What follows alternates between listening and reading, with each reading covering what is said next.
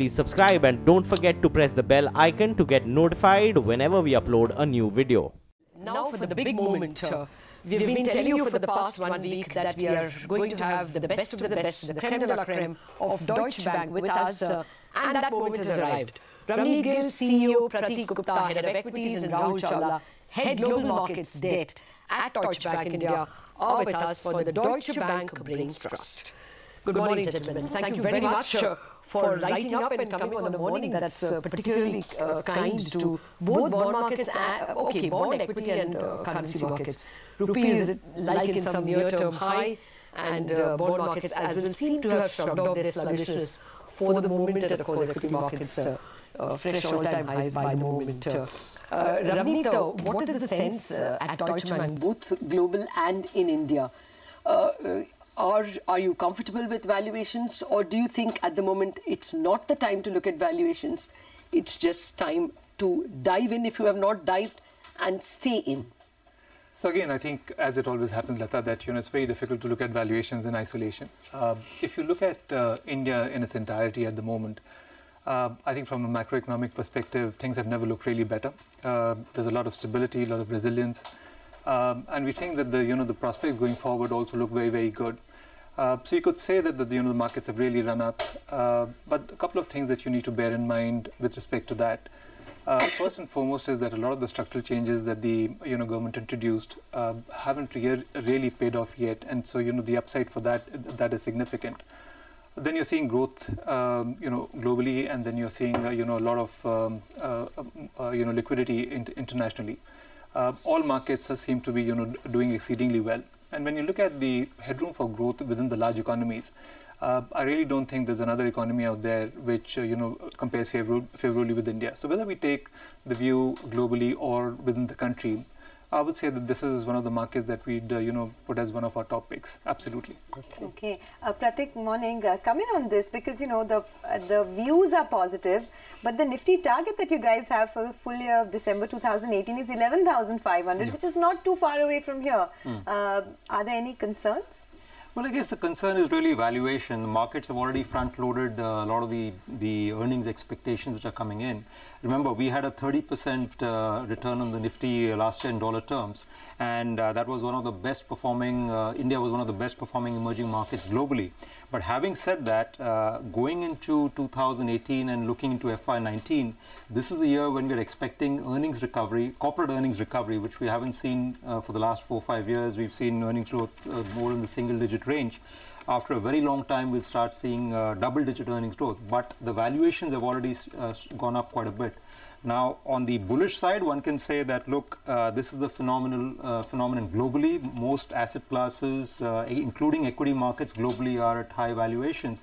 But in India, we went up despite relatively weak foreign flows. It was largely driven by domestic flows, which we expect will still remain strong. So while we are expecting a strong cyclical rebound in the economy as well as in corporate earnings, a lot of it is already priced in. So that's why return expectations have to be moderate. We cannot expect the same 30% kind of growth in the markets once again in 2018 in our view. Okay. Well, I'll come to you in a bit about what kind of expectations. I know I have your number. I think it's 11,600 and 37,000 on the Sensex for 2018. But I'll prod you on that a little bit. Rahul, what I wanted to ask you was that all through the last 3-4 years, it was the macros that were strong, and it was Pratik who was not delivering. In the sense, the micros were not delivering. But now, I mean, how are you looking at the bond markets? Already, we touched 7.4, chances of global inflation and domestic inflation picking up. So where is this yield for 2018? See, there are two aspects to the whole bond market or the debt side of the business. The rope is slightly tighter this time compared to a year ago. RBI has to balance the whole concept of fiscal prudence that the government is going to show or not deliver, and the other sensitive factor that has come into play is oil. Yes. We didn't anticipate oil to rebound to the levels that it has touched. We don't yet know whether it will continue to stay at 70 or rebound back to a sort of lower level and settle at that. I think that's the one aspect where the government has to follow, and RBI will therefore look towards that as an indicator to see whether the rates need to be hiked up or not. And the other aspect is fiscal. You know, yes, in the longer scheme of things, there is growth, and the macro has to sort of be delivered. And you know, you're getting into a era where I think after the two sort of shocks of demon and GST, you should not potentially have another, you know, situation where growth gets impeded by a rate hike. But markets are already factoring, as you rightly said, you know, about a 40-50 basis points over the next 15 months. But I think it's the fiscal that will first, and the oil as step two, which will decide whether there is scope for a rate hike or not. Because effectively on a real interest rate aspect, if you look at it, you know, with the inflation sort of expected to be in the 4.5 on a sort of 12-month basis, and repo at 6%, you still have 150 basis points real, you know, interest rate. So which is something which RBI has felt comfortable, you know, in the past with. So you're saying that you wouldn't pencil in a rate hike in the current year? I think the guidance, no, I'm not saying that. I think the guidance this time around is not that straightforward.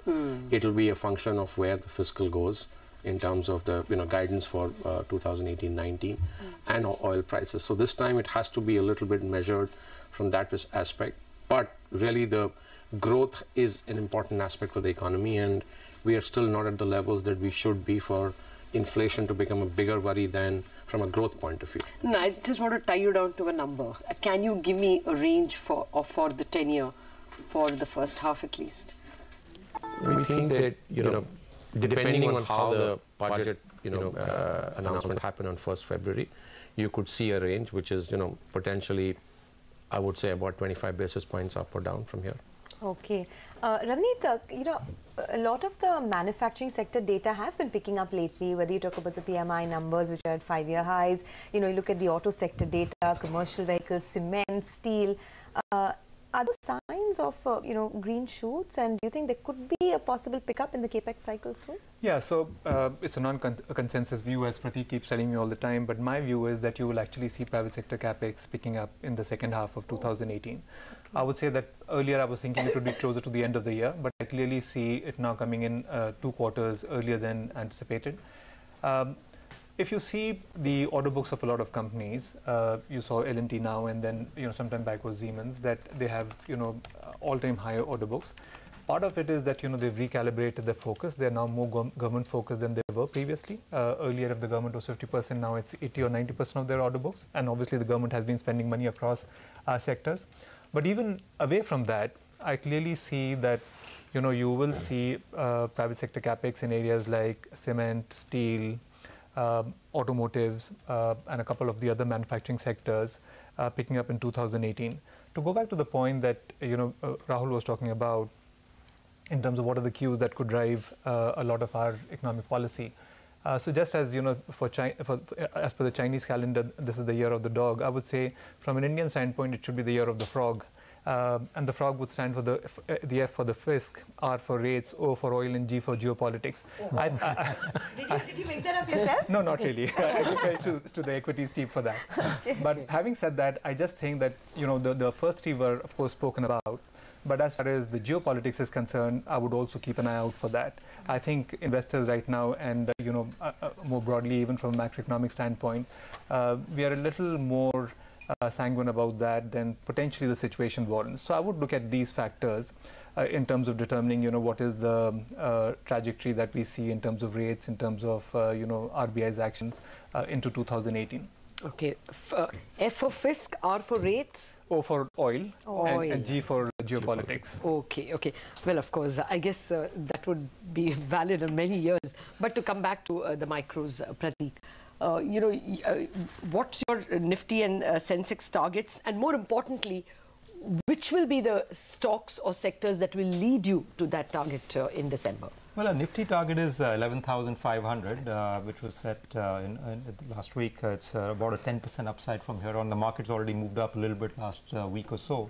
But I think our reason for, because generally if you speak to investors globally, a lot of them are concerned India has already gone up 30%, valuation's already so high, still no signs of earnings upgrades. Are you guys still positive, and so on? And we are. And the reason is, as Ravneet mentioned, that we are going to see an economic growth rate pick up. corporate earnings will likely accelerate, and if, as Ravneet is highlighting, if we start seeing private capex also coming in, we may actually see even more faster earnings acceleration than what we're assuming. We're assuming about 22% growth in the Nifty earnings for FY19, may even be greater, especially going into the second half of FY19. So with that backdrop, we are positive, but I think also you have to keep in mind the valuations as well, especially some of the sectors which have run up quite a bit. They're already discounting very high growth for the next couple of years. So therefore, you have to be a bit careful. In terms of our sector preferences, it's really banking, but there also financials is now a very broad term. It's private banks, PSU banks, NBFCs. So we are overweight private banks, but underweight NBFCs. Corporate lenders? Corporate lenders positive, but more overweight the high CASA retail banks, more because of the cost of funds going up. And also, after the PSU bank recap, a lot of the corporate banks have already rallied quite a bit. So it's more of a relative call. Okay. Then the industrials, especially some of the large cap infrastructure plays, given the amount of infrastructure spending that is likely to happen. Cement is another one. Energy selectively this year a bit more upstream rather than downstream. Okay. So those are sort of the broad areas, and generally still cautious on IT and pharma. Okay, cautious on IT and pharma. We've heard that before. Yeah. Ravneet, what is the expectation from the budget this time around? I mean, since the fiscal slippage has increased, there is a possibility that the authorities could sort of go in for expenditure compression. That's the worry. But what are your own expectations? So again, I think clearly, if you want to have the fiscal discipline that we've seen so far, expenditure compression is clearly one of those things. But the point is, if we look at it from a country standpoint, the key really to India's economic prosperity and stability going forward, job creation, and that will not come from expenditure compression. So I think the government will need to think of ways to increase revenues. So whether that means higher dividends from the SOEs, or looking at other revenue sources, whatever else they could do potentially from divestment, etc., I think will become equally critical. Coming to the point with respect to growth, and we've been talking mainly about the industrials and manufacturing. I mean, don't forget that agriculture, rural incomes have been down the last couple of years. There were 2 years when we didn't have a good monsoon, and then last year, the agriculture prices weren't great. I think one of the things that you will see is that the government will look to see what can be done in terms of making agriculture more productive and agriculture incomes going up, and which of course will have a big impact on consumption per se. Having said that, I don't see this government getting populist. So you have lots of elections coming up, state elections coming up, 8 of them, and then of course you have the the national elections, and so I definitely see the bias towards growth. But I don't see a populist mindset coming from this government. A government that does not get populist could also seriously contemplate long-term capital gains on shares. Will they do that, and what will be the upshot? Those questions to you after a very short break. The conversation is hotting up, so you will want to listen to what their answers are to the long-term capital gains possibility.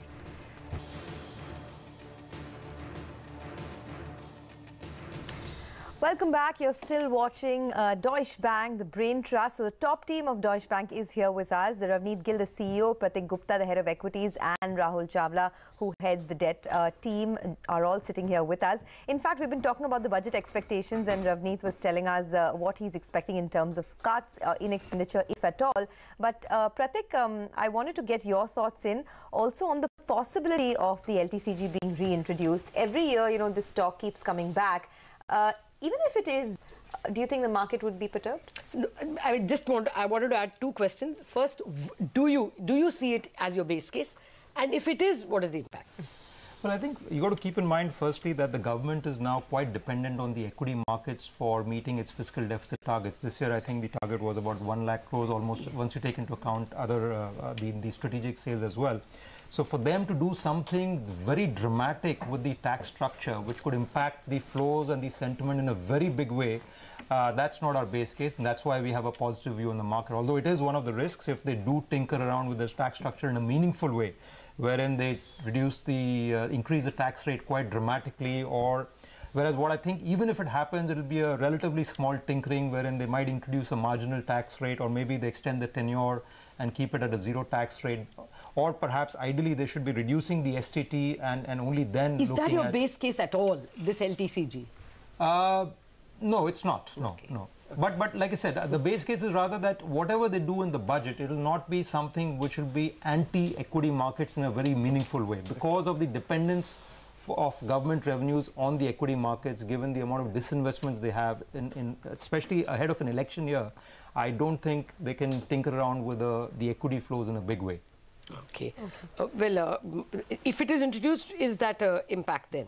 It depends on how it's introduced, what the shape and form and structure is. If it's a minor change, then I think there could be some near-term sentiment impact, but won't really impact equity flows in a big way. Keep in mind, the alternative investment classes like real estate, gold, and even fixed income on a post-tax basis, the returns over there are unlikely to be as attractive versus equities. Okay. Now, whenever equities melted in the, I mean, there were not many instances, and even when they did, it was maybe 2-3%. It was when there was just danger of fisc. So, Rahul, what are you expecting on fiscal numbers, both when the year ends, so their revised estimates for this year, and the budgeted estimates for next year? See, as far as this year is concerned, we know with the latest borrowing program that there will be slippage, and the anticipation is about 30 to 40 basis points slippage from the 3.2% number.